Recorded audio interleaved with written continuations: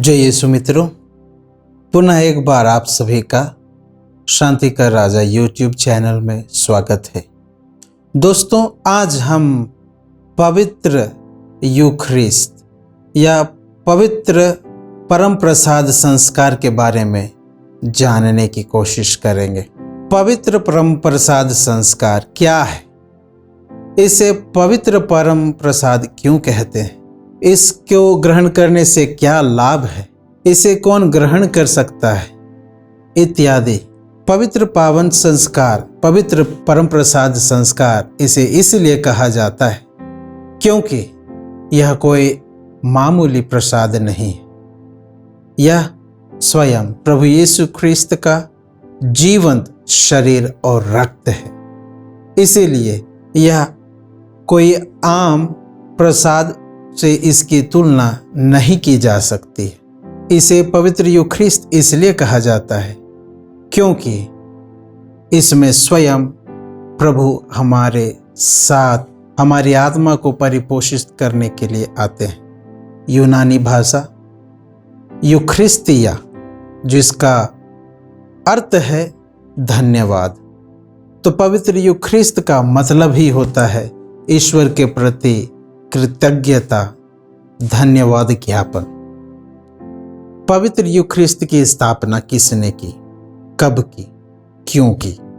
पवित्र यूखरिस्त की स्थापना स्वयं प्रभु यीशु ख्रिस्त ने की और इसकी स्थापना अंतिम व्यालु के समय उन्होंने अपने 12 शिष्यों के साथ अंतिम व्यालु के दिन भोजन करते समय किया। प्रभु ने इस पवित्र परम प्रसाद की स्थापना क्यों की? प्रभु ने इस परम प्रसाद की स्थापना इसलिए की ताकि हम उनकी यादगारी में इस कार्य को करते रहें। पवित्र यूखरिस्त के विभिन्न नाम हैं, जैसे पवित्र यूखरिस्त, परम प्रसाद, अंतिम व्यालु, प्रभु के त्याग बलिदान इत्यादि इत्यादि। पवित्र यूखरिस्त की जब हम बात करते हैं तो हमें यह जानने की आवश्यकता है कि सातों संस्कारों का केंद्र पवित्र यूखरिस्त संस्कार है। क्यों? क्योंकि यहाँ पे हम स्वयं प्रभु यीशु ख्रिस्त को व्यक्तिगत रूप से ग्रहण करते हैं। जब हम अन्य 6 संस्कार को ग्रहण करते हैं तो उसमें हमें प्रभु यीशु ख्रिस्त से कृपाएं अर्जित होती है ताकि हम प्रभु के और करीब आ सकें, प्रभु को और भी व्यक्तिगत रूप से जान सकें। लेकिन जब हम पवित्र यूखरिस्त संस्कार की बात करते हैं तो इससे हमें पता चलता है स्वयं प्रभु एक रोटी और दाखरस का रूप लेकर के हमारे अंदर प्रवेश करते हैं, हमारे साथ रह जाते हैं। पवित्र यूखरिस्त आखिर है क्या? प्रभु ने अंतिम व्यालु के समय रोटी ली, धन्यवाद की प्रार्थना पढ़ी, रोटी तोड़कर उसे अपने शिष्यों को देते हुए कहा, यह मेरा शरीर है जो तुम्हारे लिए बलि चढ़ाया जाएगा। और यह प्रार्थना, धन्यवाद की प्रार्थना करके उन्होंने अपने शिष्यों को खिलाया। फिर भोजन के बाद उन्होंने दाखरस का कटोरा लिया, धन्यवाद की प्रार्थना पढ़ी, फिर अपने शिष्यों को यह देते हुए दाखरस पिलाया कि यह अनंत जीवन का प्याला है, मेरे रक्त का प्याला है जो तुम्हारी मुक्ति के लिए बहाया जाएगा और तुम मेरी स्मृति में यह किया करो। यानी कि हमारी यादगारी में, मेरी यादगारी में वे अपने शिष्यों को इस कार्य को करने के लिए कहते हैं। पवित्र यूखरिस्त इसीलिए और कुछ नहीं, प्रभु के उस त्याग और बलिदान जिसे उन्होंने क्रूस पर चढ़ाई थी, उसी की एक यादगार है जिसे हम रोजाना पवित्र बलिवेदी पे मनाते हैं। पवित्र यूखरिस्त सभी विश्वास का केंद्र है क्योंकि यहीं से हमारी आत्मा को सामर्थ्य, शक्ति और साहस मिलता है। अब हम बात करेंगे कि पवित्र यूखरिस्त कौन ग्रहण कर सकता है। पवित्र यूखरिस्त वही व्यक्ति जिसने बपतिस्मा ग्रहण किया है, जिसने हाल में ही एक अच्छा पाप स्वीकार किया है, पवित्रता का जिंदगी जी रहा है और जिस पर कलीसिया के द्वारा कोई भी प्रतिबंध नहीं लगा हो, वही व्यक्ति परम प्रसाद ग्रहण कर सकता है। आखिर प्रभु के शरीर को कोई भी व्यक्ति ग्रहण क्यों नहीं कर सकता है? क्योंकि कहा जाता है पवित्र वस्तु पवित्र लोगों के लिए बनी है। प्रभु स्वयं सुसमाचार में कहते हैं कि यदि मोतियों को सूअरों के आगे फेंक दिया जाएगा तो वह उनका मूल्य नहीं समझेंगे। कहने का तात्पर्य है, जब हम पवित्र बनेंगे तभी पवित्रता के लायक बनेंगे, पवित्रता की विशेषता को जान पाएंगे।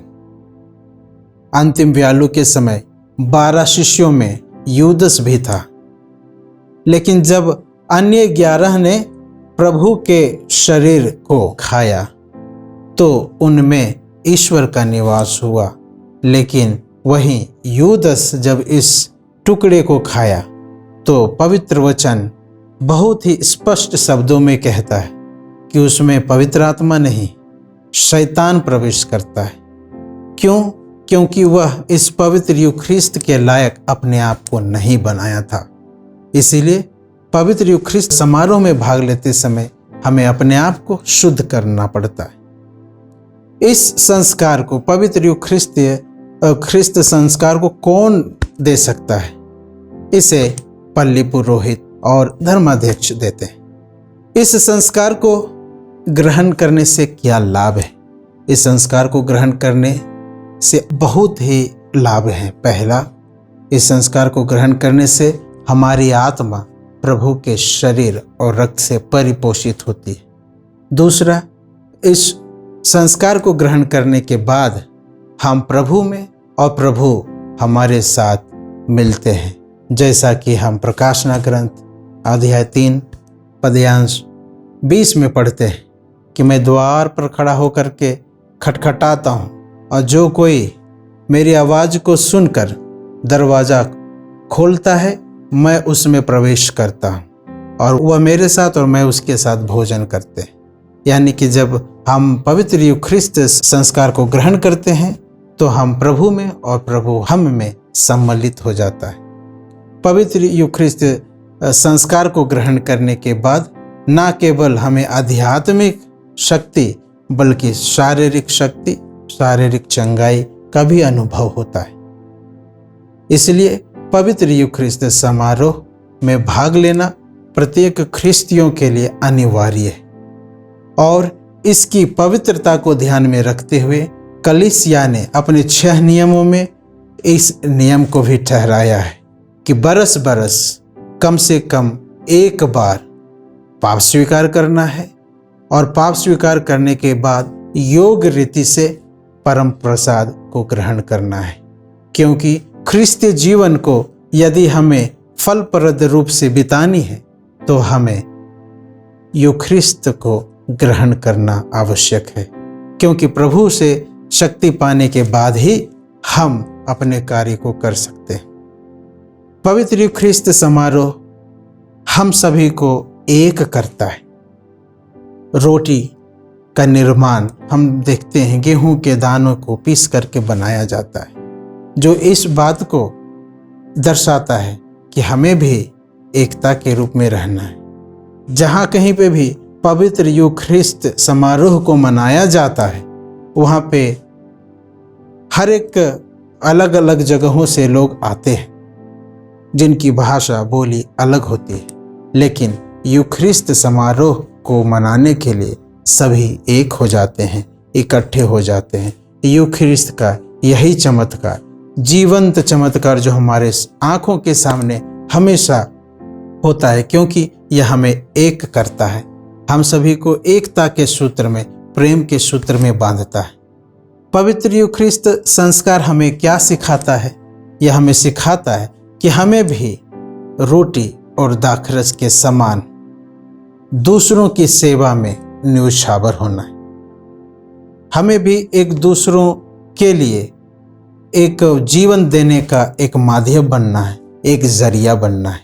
जिस प्रकार एक रोटी बहुत ही कष्टों को सहने के बाद रोटी का रूप लेता है, दाखरस बहुत सारे अंगूरों को जब हम पीसते हैं उससे दाखरस का निर्माण होता है।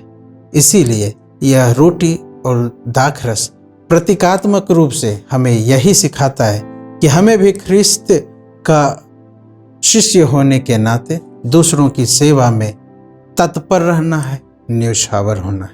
धन्यवाद। आगे के सीरीज में हम चंगाई के संस्कारों के बारे में सुनेंगे।